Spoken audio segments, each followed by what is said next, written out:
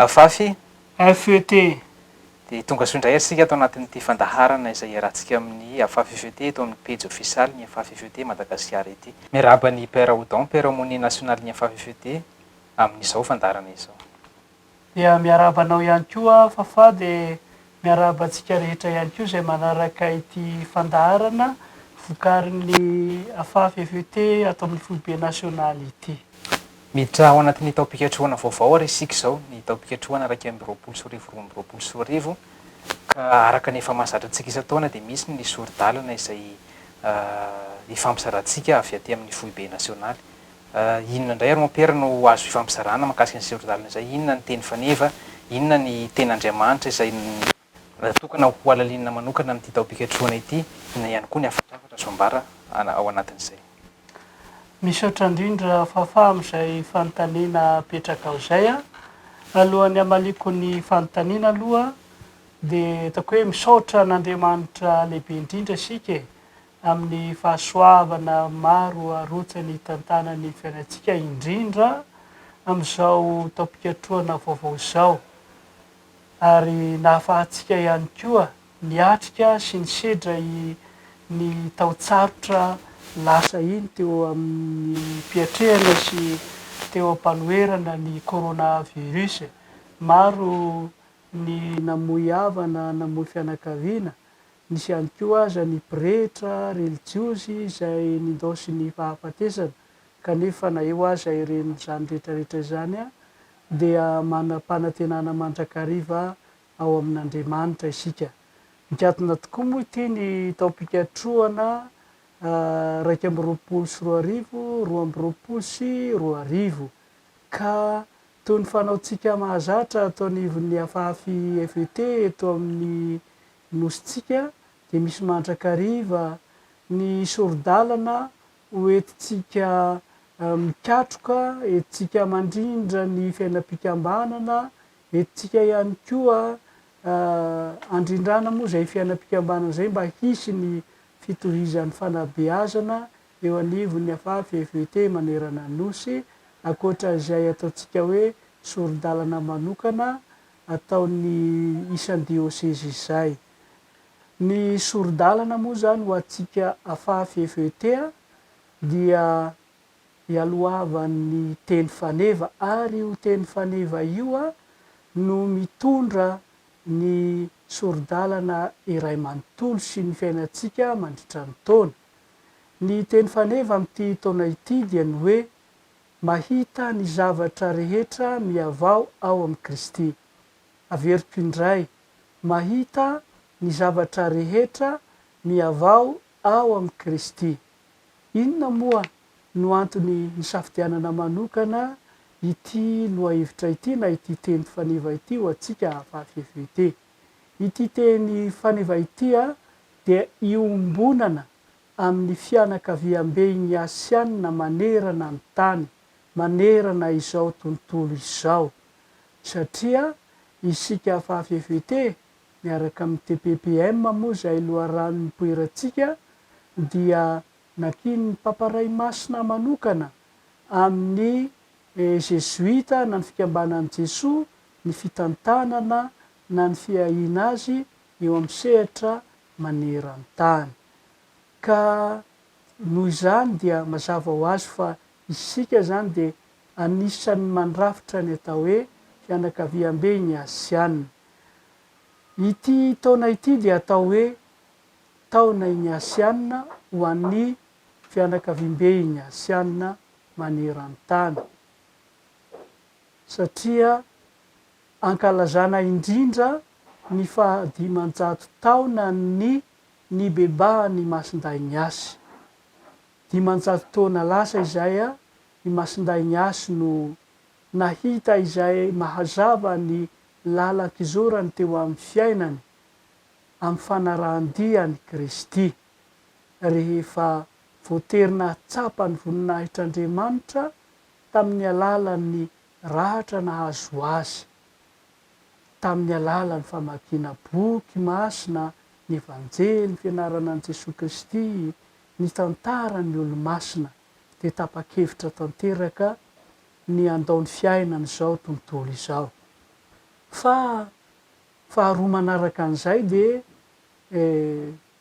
ankalazana ihany koa ny faha-efajato taona ny nananganana azy olo-masina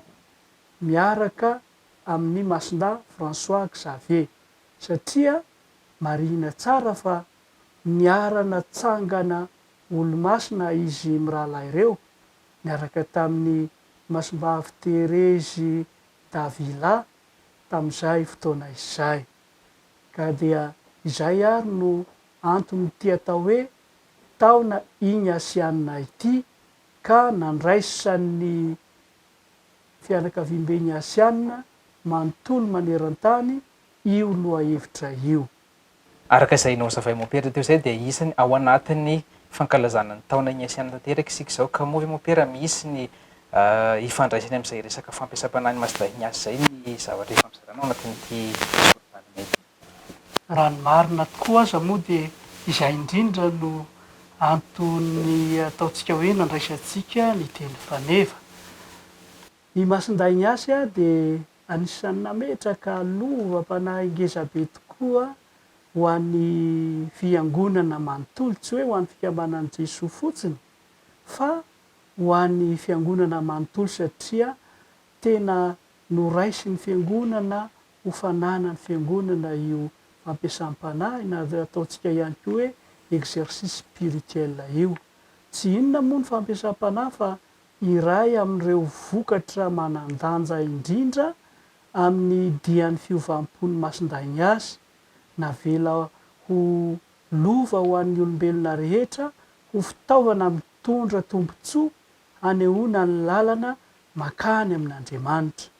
Izany teny nataoko teo zay moa dia anisan'ny tao anatin'ny fampianarana na ny teny nataon'ny mompera jeneraly fikambanan'i Jesoa ankehitriny, mompera Arturo Souza. Dia eo anatrehan'izay ary dia ireto ataontsika hoe torohevitra fanampiana taridalana hoentintsika miatrika sy miaina izay teny faneva izay. Dia voalohany indrindra dia ny hoe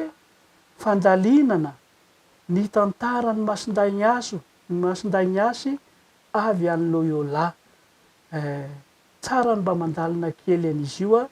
ary azontsika atao mihitsy aza ny manao tantara an-tapihazo na sary velona moa zany na atao iantsika ihany koa mba hanaovana faninanana any amin'ny ekipa fototra na disterika na diocèse misy antsika any. Atao amin'ny foibe nasionaly moa dia ahitantsika ny boky misy ny tantara ny Masindà Ignace tena hoe azon-drehetra vakiana sy alalinina. Ao ihany koa ny ataontsika hoe faharoa manaraka an'izay dia hoe fanaovana mampirisika antsika rehetra zany hanao ny fampiasam-panahy ny araka an'izay taridalana atoron'ny Masindà Ignace zay, la retraite zany, fiatahana masina, tridium, zay ataontsika hoe mifandraika amin'izay fampiasam-panahy izay. Dia ao ihany koa ny fandalinana ny sy fiainana ny lalan'ny fo na ny chemin du cœur. Io zany tena anaty tranterandry zareo avy any amin'ny foibe maneran-tany any Roma antsika mandrakariva satria io chemin du cœur na lalan'ny fo io dia notakarina indrindra avy ao anatin'io fampiasam-panahy io ka anentanana antsika rehetra. Dia mampirisika antsika ary hampitombo misimisy kokoa izay ataontsika hoe fiainana ny aim-panahy ny Masindà Ignace zay. Ireo ataontsika hoe moa ny aim-panahy ny fety manontolo, ennemi à Jesoa, ny fandiniana ny conscience, ny fanolorana ny andro, reny rehetra ireny sy ny maro samihafa, io dingana ataontsika io dia notakarina avy ao anatin'izay fampiasam-panahy ny Masindà Ignace izay. Ina kosa ary mopera ny ten'Andriamanitra ifampizarantsika homentsika mpikambana rehetra manerana ny nosy mifandray indrindra n'izay teny faneva ny fampizaranao teo izay. Toy ny fanaontsika isan-taona tokoa moa dia misy ny mandrakariva ny tenin'Andriamanitra hoentina mandalina ny teny faneva ka amin'ity indray mitoraka ity de mizara anankitelo izy io. Ny voalohany indrindra de ao aloha zany ny ireo boky noraisintsika avy ao amin'ny testamenta taloha, de ny Pentateuka zany na ny boky dimin'ny Moïse. Io zany de mba ho alalintsika manokana mihitsy amin'ity mandritra ity taona ity, tsy ho sarahintsika ireo boky ireo satria misy tena hoe ifandraisany. Ny faharoa manarakaraka zay de ny ao amin'ny testamenta vaovao, indrindrandrindra ny vaovao mahafaly no tiana ho resahina eto, dia isan-taona antsika matetika de mandray evanjely, mpanoratra evanjely anankiray, fa amin'ity taona ity kosa de ho ataontsika ho alalintsika ny atao hoe evanjely synoptika, zany hoe ireo evanjely telo voalohany Matio, Marka, Lioka izany. Ireo dia mba ho asiantsika fandalinana miaraka, ahalalantsika ny hoe inona tokoa moa no itovizan'ireto mpanoratra ny evanjely anankitelo reto ahoana ny fomba entin'izy ireo mampita an'izay vaovao mahafaly izay. Ary ny fahatelo kosa dia ny boky fanambarana nosoratan'ny Masindahy Joanina ny Apokalipsa izany, ka ho singanitsika manokana indrindraindrindra ny toko faha 120 sy faha 220, fa ao anatin'io toko anankiroa io no ahitantsika taratra indrindra io teny faneva io. Ao amin'ny toko faha 120 dia ny 15 de ahitantsika ny hoe indro avaosiko ny zavatra rehetra, de teny Kristy zay, Kristy tafantsangako velona no manavao ny zavatra rehetra. Sarosarotra ihany ny mandalina ity boky fanambarana ity na ny Apokalipsa, ka tsy voatery hoe izy ray manontolo akory no alalinina, fa io toko faha 120 sy faha 220 io tsotsotra ihany ny manaraka sy mahazo ny hevitra tiany ampitaina amintsika, ka ireo ary ny tenin'Andriamanitra ho alatintsika mandritra ity taona ity, ka anentana na anareo mpirehetra aumônier indrindrandrindra zoky am-panahy mba hanome fampianarana ny mpikambana momba izay tenin'Andriamanitra izay. Mbola misy fanampiny ve mopera mety hoe zavatra afaka hanampy mopera izay fanefanetiny izay ho entina miaina sy mamakivaky indray ty tao-piketroana vaovao ity? Ny entina hanampiana azy angamba de efa mahazatra antsika ao anatin'ny sondrakariva ohatra ny ataontsika hoe fampelezana ny tambazotra-piovahan'ny Pampananeran-tany na ny TPPM amin'ny alalan'ny fanolorana ny andro izay ahitantsika ny fangatahana mpanaoviny Papa, de ezaka ataontsika ny mba havita misimisy kokoa noho ny tamin'ny taona lasy amin'izay fomba entsika manatanteraka izay, tsy voatery hoe amin'ny alalan'ilay taratasy kely misy ny fangatahana fotsiny ihany, fa isika mahita ny fomba hanapariahana an'izay na miditra any amin'ny radio-ny fiangonana katolika any amin'ny diocèse ihany tsika, na ihany koa ao am-piangonana mivantana no manentana ny olona hiaina an'izay. Isika afafy FET ihany koa moa de tena hoe fikambanana ny poitra avy ao amin'ny fiangonana reny, ka de miara-mitempo amin'ny fiangonana isika, miara-miaina amin'ny fiangonana, miara-misento amin'ny fiangonana amin'izay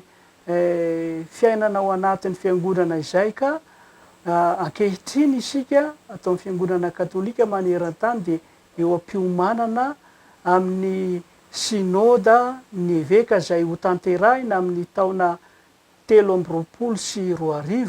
ka ny fiomanana tamin'izany moa dia efa niatomboka tamin'ny faha 17 ny volana Oktobra teo isan'ny diocèse mihitsy maneran-tany, ka ny anjarantsika afafy FET de ny hoe hitondram-bavaka, tena hitondram-bavaka manakinam-bavaka izany synody lehibe ataon'ny fiangonana izany. Misy dingana telo moa ny anatanterahana io synôda io a,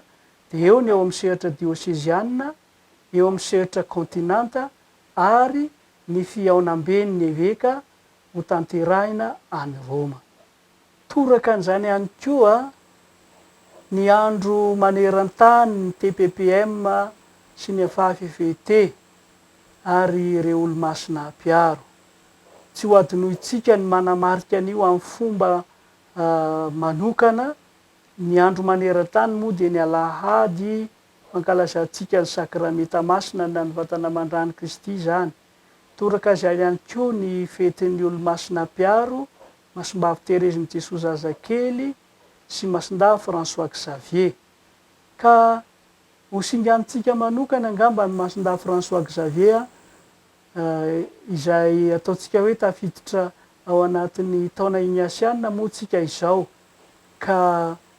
omentsika lanja io fahatelo ny volana Desambra fetin'ny Masindava François Xavier io, satria sady ahatsiarovana ny fahafito amby fitopolo amby zato taona ny nanorenana ny tambazotra-pivavahan'ny Papa maneran-tany, ary tena anetana ny foibe maneran-tany any Roma mihitsy ny fanamariana io fahatelo Desambra io amin'ity taona ity. Ka inona no ataontsika araka ny fanentanana ataon'ny any Roma ary miampita aty aminay aty amin'ny foibe nasionaly ka ampitainay amintsika tsy akanavaka ihany koa. De tena hanao fanamariana manokana isika, mety hoe angamba ny andro ny 3 Desambra mety ho sahirana, fa na ny andro manaraka an'izay na izay daty mety ahafahantsika manatanteraka azy, fa ny zava-dehibe dia ny hoe mankalaza sy manamarika io fotoana io isika, ka asiana sary manokana. Mba maka sary zany isika, na atao sary mihetsika izany, vidéo kely na sary alaina tsotra ka alefa aty amin'ny foibe nasionaly amin'ny alalan'ny mailaka. Alefatsika mail zany mba tsara ny endriky ny sary, fa akoatran'izay dia afaka ifampizarantsika ihany koa ao amin'ny page Facebook ny FFVT io etsika ataontsika io. Ka raha ohatra isika manao sary mihetsika dia aza atao lavabe, fa na ho 2 minitra fotsiny aza dia mety ho ampy, fa ny zavatra ho hita kosa dia mba hoe tena ahafahana mamantatra fa nanao ny fankalazana isika. Dia amporisihana atsika rehetra ary io fa ho atsika eto Madagasikara manokana kosa dia io no entitsika amaranana ny fahafolo taona ny orenan'ny afafy nanenan'ny famonjena ny fivavahana teto Madagasikara, ka omena lanja manokana. Ny sary zany dia ho alefatsika amin'io adresy mailaka hitatsika eo ambany io, fa ny daty andefasantsika na ny faharetany ahafahantsika mandefa azy aty amin'ny foibe nasionaly kosa dia ao anatin'ny 7 andro, mba ahafahanay mandefa azy any Roma, satria ny fanentanany zareo any Roma dia hoe ao anatin'ny 10 andro no andraisany ireo sary avy amin'ny lafivalon'izao tontolo izao tonga any Roma. Ka ho anareo izay manatanteraka an'izay zany dia tsara tsy miandry an'ilay hoe 7 andro, fa tsara raha vao vita zay sary zay dia alefanareo avy hatrany. Nisy tokoa moa pera ny fanentanana ny avy any amin'ny diocèse mahakasika ny nanoratana manokana sy olo-dalana izay nafontsika taty amin'ny foibe nasionaly ho an'izao taona manaraka. Inona no azo ifampizarana mahakasika izay? Marina tokoa zany ry Fafa, tamin'ny taona lasa ohatr'izao dia anisan'ny nangatahina tamintsika ny mba atao hamolavola soro-dalana hoentina miaina ny 100 taona manaraka indray, mba tsy hoe nandalo fotsiny ny fankalazantsika ny faha 100 taona iny, fa mba hisy kosa vokatra mipetraka hoentina sy ampitatsika ny faneva ny fanilo makany amin'ny 100 taona indray ka ankehitriny ary dia azo lazaina fa efa vonona io soro-dalana io ary efa niaraha tsika mihaino ho andreo zay namonjy ny filakevitra nasionaly nataontsika farany teo tany Ambiatobe izy io ka ho ampiarahina moa zany amin'ity taratasy mpifandraisana ity io soro-dalana io fa ny tiana ampitaina amintsika de hoe hiainana avy hatrany tafiditra indrindra ao anatin'ny soro-dalana isan-taona zany ity soro-dalana hoentina makany amin'ny faha-100 ity mba hampitatsika ireo zanaka aman-jafy ireo taranaka any aoriana makany amin'izay faha-100 izay ka tsy miandry ela isika fa hiainana avy hatrany ampiarina avy hatrany io soro-dalana io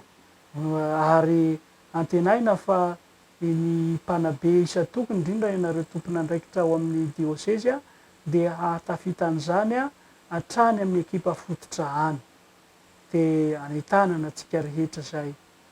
fa ataoko hoe manaraka an'izay ihany koa mbola tafiditra indrindra ao anatin'izao soro-dalana izao amafisitsika hatrany ty ataontsika hoe fanajana ny trano be iombonana ty se ataontsika hoe lay fitiava-tanindrazana ezaka ataon'izao tontolo zao ary anetana ny mpamparay masina atsika efa taona vitsivitsy lasa izay ny fanajana ny fikolokoloana ity tany be misy atsika ty io moa no ataon'ny mpamparay masina hoe trano be iombonana ka mbola manamafy zany tsika ankehitriny hitatsika fa sahirana sika amin'izao fotoana izao amin'ny fiovaovan'ny toetrandro atomboka mihitsy avy any amin'ny fikambanana masina zany any amin'ny isan-tokantrano mihitsy aza fa fikambanana masina moa ny resahantsika de aoka mihitsika mba hikaroka zay fomba entina manatanteraka an'izay hoe fikolokoloana ny tranobe iombonana sy fitiava-tanindrazana zay any amin'ny fivoriana atao any de aoka mihitsy mba hisy fotoana ahafahana mampita ny fanabeazana amin'ny ataontsika hoe fanabeazana olom-pirenena vanina efa teny moa zay de azontsika ampiasaina ihany koa ao amin'ny hikan'ny FET raha teo indrindra ny ao amin'ny zandry Kristy sirany Kristy ao de misy ny hoe tia tanindrazana afatra ao atsika zay tian'Andriamanitra tia namana tia tanindrazana ka aoka tena ho ampiaritsika zany fa tsy ataotsika ambava fotsiny na atao slogan ny fitenenana sasan'izay amaranako an'le tena hoe soro-dalana ary de nitatitra tena tafiditra ao anatin'ny soro-dalana ity fanaovana tatitra ity isan-taona ka araka ny efa ny fanapahantsika tany amin'ny filakevitra nasionaly de hatao lahara-pahamehana mihitsy ny fanaovana ty tatitra feno ity amin'ity indray mitoraka ity indrindra tena mba hasongaditsika ao ny fanaovana ny atotanisa satria tena ilain'ny fiangonana ny fahafantarana ny kristianina ao aminy tsy ny resaka isa ny vitabatemy tena ilaina ihany koa ireo misehatra amin'ny fikambanana tsirairay avy any ka tanana atsika tompon'andraikitra isan'ny dioseze ary indrindra ny fanarahantsika de hoe amin'ity volana desambra ity mba ho tonga aty amin'ny foibe nasionaly io tatitra fanaotsika isan-taona io ireo ary no soro-dalana hoentsika mamakivaky indray ty tao-pikatroana 1 ity ka de misy 10 izy ireo ka tsy misy ataotsika latsa-danja ny fampiarana azy ka de alao hery ary samia mazotoa daholo motody soa miaraka amin'i Jesoa amin'ny fampiarana izay soro-dalana izay ahafahantsika mijoro ho tena afafy evete tokoa isaorantsika ary ny homonie nasionaly amin'izay fampitana ny sorodalana izay hoaintsika miatrika indray ny taopikatrohana vaovao tiavintsika izay. Isaorana sy ankasitrahana tokoa ary mozika tamin'ny izay fanarahana ny fandarana izay somary lavalava ihany izy tamin'ity indray mitoraka aty satria ampitatsika ny sorodalana iny satria tena atao hoe miantoka ny fiainam-panahy sy ny hetsika rehetra ataontsika atao amin'ny fikambanana ny sorodalana ho antsika afafy FET. Fa eto am-pamaranana dia tiako ny manamarika sy milaza amintsika rehetra fa anisan'ny vokatra tao anatin'ny filan-kevitra nasionaly natao tany Ambiatobe farany teo moa ny fandinihana ny kongresy eukaristika na ny fihaonam-be eukaristika tanterahin'ny afafy FET. Fantatsika fa tsy nitanteraka moa ny kongresy izay tokony nataontsika tany Adego hanamariana ny fahazato taona. Isika zao efa ankehitriny efa any amin'ny faharoa amby zato taona ny niorenan'ny FET fa araky ny fanapahan-kevitry ny rehetra tao dia hoe any amin'ny taona 2024 no hanatanterantsika izay fihaonam-be eukaristika izay ary ny toerana raha tsy misy ny fiovana dia ho any Antsiranana ihany. Ka nefa na izany na tsy izany dia mbola iankina ihany koa nefa amin'ireo ray aman-drenitsika eveka ny fankatoavana io daty sy io toerana hanatanterantsika ny kongresy eukaristika io. Ny fanandrify raha teo io daty io io taona io amin'ny kongresy eukaristika iraisam-pirenena satria ny kongresy eukaristika iraisam-pirenena moa dia atao isaky ny 4 taona. Ka dia nizao ary dia miomana ara-panahy voalohany indrindra fa eo ihany koa ny fiomanana ara-pitaovana ara-bola no enti-manana moa zany ny tiana ampitaina eto satria lavidavitra any Antsiranana ary ny vidim-piainana koa dia miakatra tsy mitsahatra isan-taona isan'andro kanefa na eo ary zany rehetra zany rehefa ao anatintsika ny fahavononana ary efa somary makabana kely ihany sika amin'izay fotoana izay dia tsy misy tsoain'Andriamanitra atao. Eto am-bavaka mba ho tanteraka ny fikasana araka izay sitrapon'Andriamanitra nefa zany rehetra izany dia ho voninahitr'Andriamanitra lehibe indrindra koa dia samia ary ho totosoantsika miaraka amin'i Jesosy.